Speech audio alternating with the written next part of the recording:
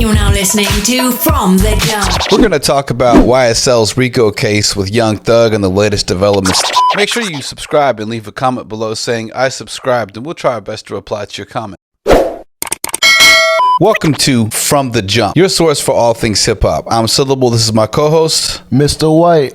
Right now, jury selection is in, right? Okay. They're reviewing up to 200 jurors every single day for the YSL case, where due to a raid on Young Thug's house in Atlanta, he's up on 65 Rico case charges, gun and drug charges, assault, everything from drive-bys. A lot of shit has been going on right now, where the news has been focusing on the YSL case. Here are some latest updates on the case. The trial is expected to last at least 9 months, and the state's witnesses include Birdman, YFN Lucci, even Lil Wayne in Future could be called as a witness for the state. And then in Young Thug's case for the defense, he's considering calling Killer Mike actually up to the stage from Run the Jewels.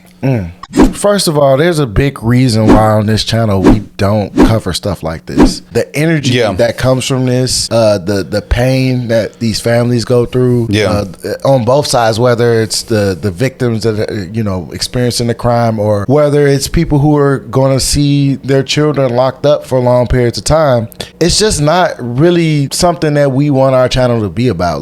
No. We kind of hate it when we see this. We know it's a part of what's going on in these communities. But I first want to say, I wish the best for everybody in these situations. As much as I could say, oh, Young Thug's a bad guy and I want to see him go to jail for life, I don't have that energy. If he actually did run up on several women and rob them and do murders and drive-bys, I mean, it's fucked up. Yes. And it's also fucked up that the survival skills of the younger generation, the survival skills have lessened. Motherfuckers are texting, haven't you shot him yet? Y'all soft. It's like, really? Really? But to your point, I like the fact that we focus on hip hop as a culture on a channel versus if it bleeds, it reads, and try to go a level deeper of what does this mean for the community as a whole? Yeah, and I think that one of the things that we talked about before in one of our previous videos was rap lyrics being used in court against people. Yeah.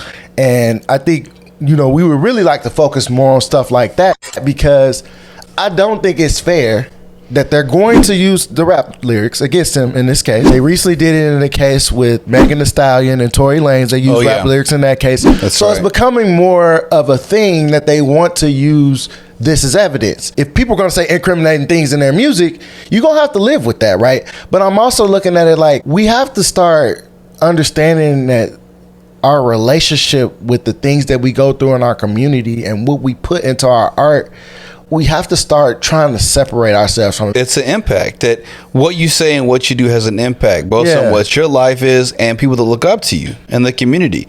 People can't act like it's all just about themselves. Yeah. When you have a bunch of people that look up to you and follow you, you're an influencer. Absolutely. You influence the lives of other people. And how many other people have gotten into fucked up situations because when they were young, they looked upon these rappers as father figures because they also missed those in their own home life. How many people that are tied up in this case? I think it was like 28 defendants at some point. How many people tied up in this case are basically following behind Young Thug or the other people in the group, and they're not expecting to get in any trouble, right? They're just following behind this, and they're ending up with their lives destroyed as well because they're getting involved in some stuff that it just really don't make no sense. It does, cost benefit analysis. Was it worth it? I don't think so. Nah. Brian Still, Young Thug's lawyer, said that using the rap lyrics as evidence here was straight up racist. And I agree with him because you don't see that happening in rock and roll lyrics, death metal lyrics. You don't see those lyrics being used as evidence in trials for people that have gotten in trouble with that, right? Yeah. And Brian Still also said it feels like rap itself as a genre is also on trial with the Young Thug YSL Absolutely. case. And that's the reason why I bring it up. Basically, what you're saying is now people who come from these environments can't tell their stories, right? Everybody who's rapping about this stuff, or every time somebody makes a song, it doesn't mean that it's something that they've actually done in real life, right? Right. They could have experienced it, but now that you're like basically saying, okay, if you rapped about it, you did it. It's like that's crazy. I mean, and what does that mean? That now the Wu-Tang Clan is gonna get in trouble for some kind of like martial arts crimes from back in the day, or is like Jay-Z gonna be on trial? Eminem raps about like nothing but killing his ex-wife, like dragging people, throwing putting them in the trunk, and you're not like taking him to court because you suspect that he's a white serial killer. Nope. And all he raps about was serial killing.